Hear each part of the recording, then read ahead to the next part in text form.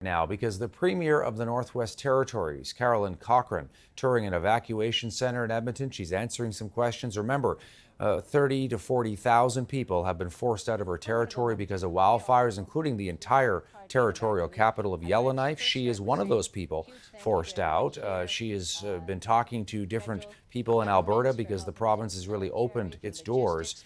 Different evacuation centers across Alberta. Let's listen into the Premier here. With firefighting, for helping with communities all over Alberta, helping people. The community of Edmonton, for that are hosting in this beautiful building. So, but the question is, when do we go home?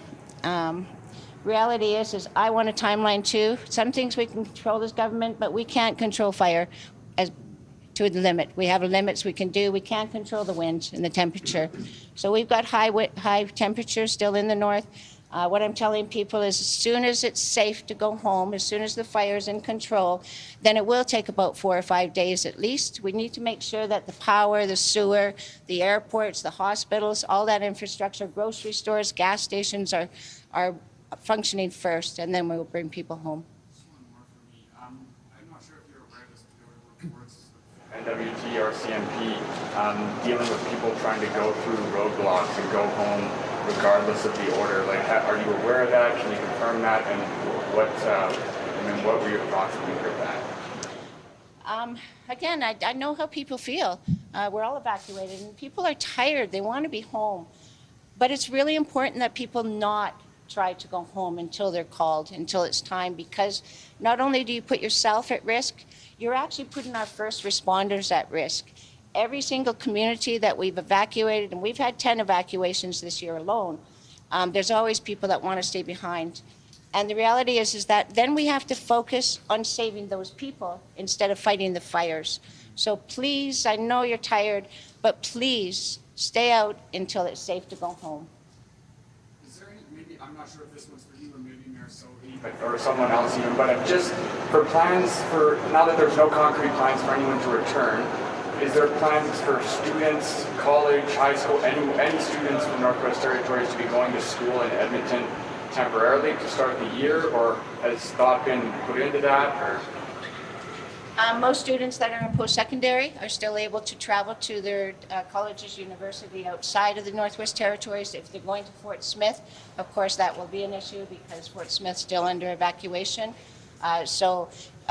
We work closely with the education authorities in the Northwest Territories to define communities that are not evacuated will be starting school right away. Communities that are evacuated will be having to wait a few more weeks, but then we'll be working on to make sure that they get the education. Was there ever talks or explorations into the logistics of having kids go to school in Edmonton, or that's just simply not a possibility? Well, in honesty, like I said, that wasn't a consideration that I've made. The district education authorities might have talked about that. I'm looking for my education minister that was here, but he's disappeared on me. So we're hopeful.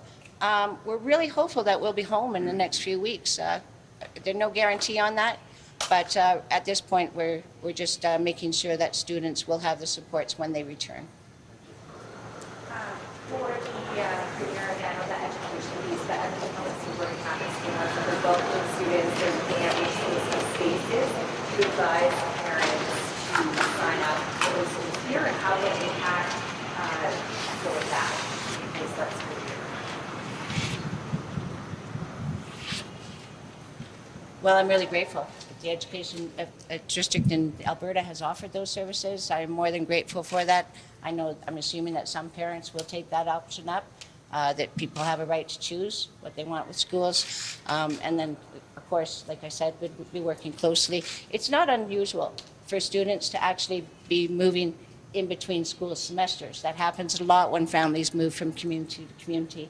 So again, I think I have to say my appreciation for the education system in Alberta for offering that. I just have a question maybe for Minister Vandal. Just talk about your experience today, what you maybe thought it would be like, just kind of how you felt walking through there, what you saw. For sure. First of all, I want to say that our hearts go out to the people of Northwest Territories, the government of Northwest Territories, and we're here as a federal government to do everything we possibly can to help the territorial government, to help the All right, citizens so we're of, bringing you this. This is Northwest coming in Territories live from through Edmonton. this very, Edmonton very, and many other places in Alberta have opened their doors in recent weeks to tens of thousands of Canadians in need, evacuees who've had to leave the Northwest Territories because of fires. That includes pretty much the entire city of Yellowknife, the territorial capital, but also Hay River and other places. We know that more than half, if not two-thirds, of the population of the Northwest Territories have had to leave because of this, and it has been a long and frustrating process for them. Some of them have been out of their homes for 2 weeks now and counting, and there's still no clear indication as to when they will be allowed to go back home, although things are getting better.